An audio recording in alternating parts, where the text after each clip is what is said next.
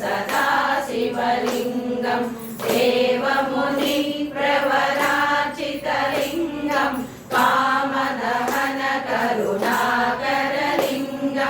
रावणदर्पविनाशकलिङ्गं तत्प्रणमामि सदा शिवलिङ्गं सर्वसुगन्धसुलेपितलिङ्गं बुद्धिविवर्धनकारणलिङ्गं सिद्धसुरासुरवन्दितलिङ्गं तत्प्रणमामि सदा शिवलिङ्गं कनकमहामणिभूषितलिङ्गं फणिपतिवेष्टितशोभितलिङ्गं दर्शसुयज्ञविनाशकलिङ्गं तत्प्रणमामि सदा शिवलिङ्गं कुङ्कुमचन्दनलेपितलिङ्गं पङ्कजहारसुशोभितलिङ्गं सञ्चितपापविनाशकलिङ्गं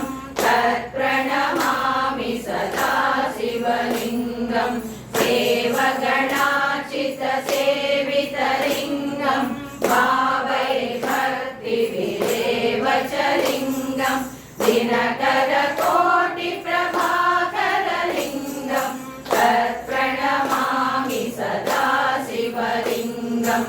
अष्टदलोपरिवेष्टितलिङ्गं सर्वसमुद्भवकारणलिङ्गं